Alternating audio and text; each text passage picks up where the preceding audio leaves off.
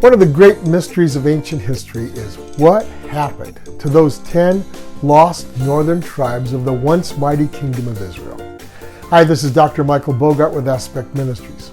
And from time to time, I've wondered about what happened to these people, especially since the Bible books of both Genesis and Revelation, as well as other passages, plainly state that God will never forget his promises to the people of Israel and that he will preserve them to the end of the age. All right, if that's true, so where are they? Are they now known by other names? Have they adopted different languages, cultures, and religions?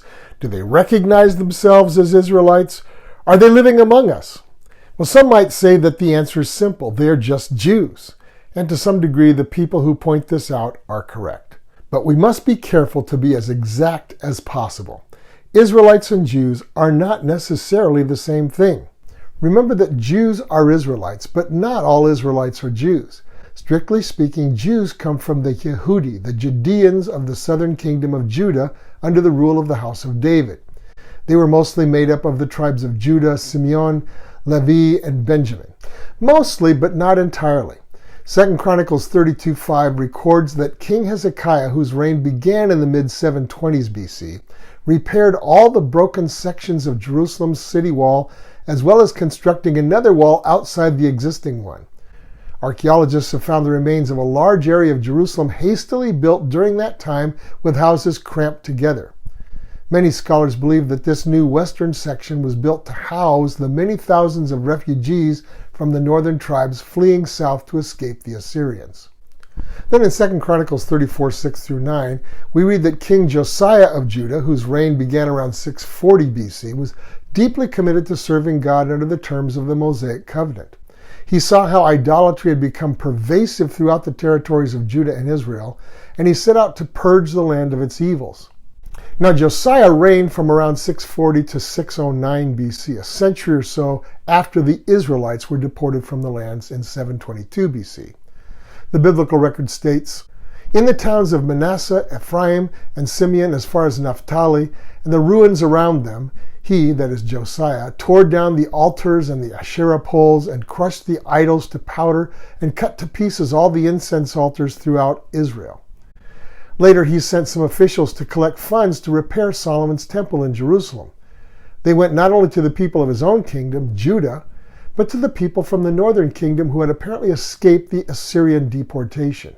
In other words, remnants of the northern Israelite tribes who merged with Judeans as refugees from various catastrophes, invasions, and the like.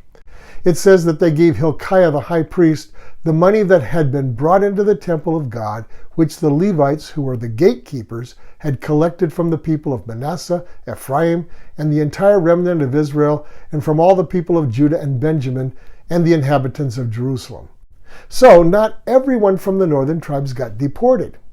We learned in the third video of this series that other people whom the Assyrians conquered were also deported, but to Israel, and intermarried with some of the Israelite survivors to form a new people called Samaritans. But it would seem that during Josiah's time, there were people in the former Israelite territories who remained totally Israelite and had an interest in helping fund the remodeling of the temple in Jerusalem. So, modern Jews probably have links with all of the tribes at some level. But there's a strange twist here. The modern Jewish bloodline is almost certainly not pure either. A couple of reasons why. First, over the centuries, as Jews have moved around, been expelled, attacked, etc., there have certainly been times when families were torn apart and women taken advantage of. That's why from ancient times, Jewish rabbis have ruled that a person can only be counted as Jewish if they're born of a Jewish mother. Why? Because you always know who your mother was, but unfortunately not always your father. Hence the fact that Jewish populations in various countries tend to be more similar to the DNA of their host country than they are to Jews from other regions. But there's another historical fact to prove this. Before the modern state of Israel was founded in 1948, there's only one period when Jews have ruled themselves independently. In late antiquity, they were under the yoke of Babylon, Persia, the Greeks, the Romans, and so on.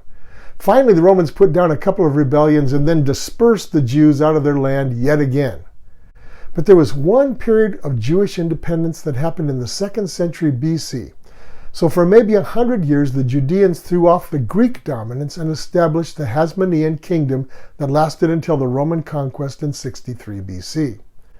During the Hasmonean period, the Jewish kings forcibly converted neighboring peoples, Canaanites and Edomites, to Jewish faith. King Herod, who figures into the Christmas story, is a prime example. His grandparents were Edomians, or Edomites, who were forced to adopt the Jewish faith and practice. And we aren't talking about a few dozen people here, but certainly thousands and maybe tens of thousands of converts. So even before the Jews were dispersed out of their land by the Romans after the time of Jesus, they were a mixed bunch, genetic Jews and converts from other people. So we think of Jews as a pretty homogeneous people, but history shows that maybe they were more diverse in background than anyone realizes. Still, even with the mixing over the centuries, they represent at some level all of the tribes of Israel, probably with the southern tribes being genetically dominant.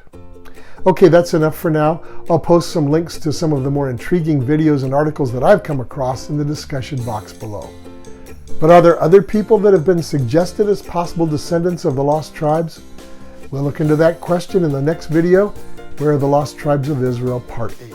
See you then. This is Dr. Michael Bogart with Aspect Ministries.